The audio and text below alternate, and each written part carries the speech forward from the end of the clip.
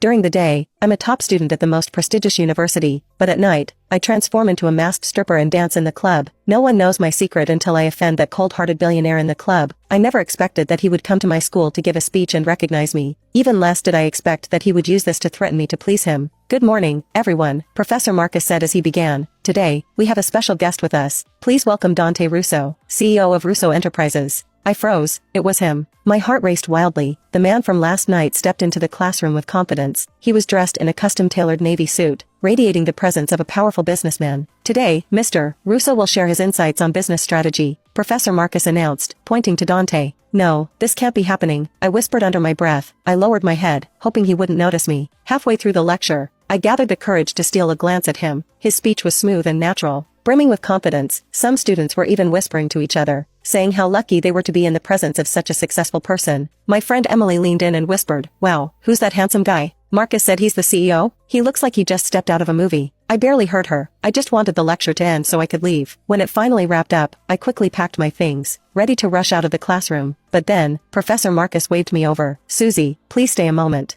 No, my legs felt like lead as I struggled to stand up and walk to the front of the classroom. "This is one of our top students, Susie Barnett," Professor Marcus said with a smile. "I think she could be a great help to the project you're about to start." Dante's gaze locked onto me, his eyes narrowing slightly. "Barnett," he said quietly, "you look familiar." "No," I blurted out, shaking my head. "We've never met." He gave a sly smile. "Are you sure?" "Yes," I insisted, gripping my books tightly.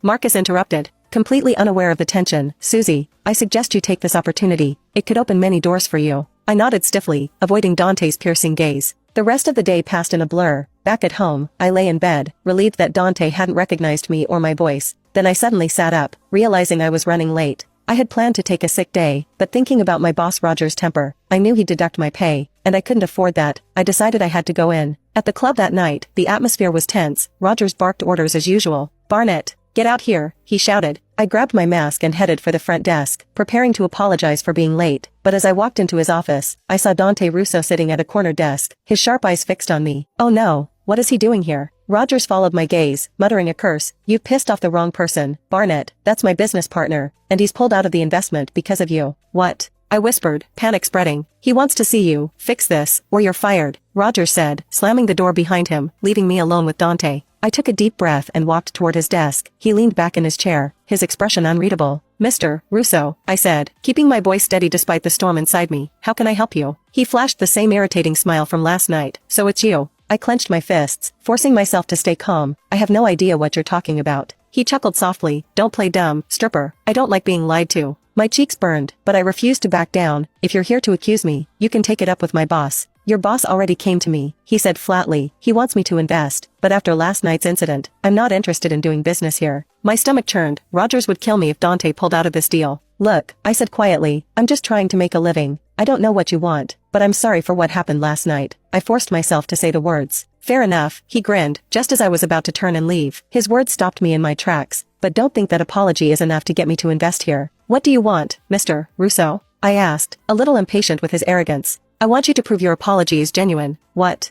"I want you to please me, more intimately. After all, you are a stripper."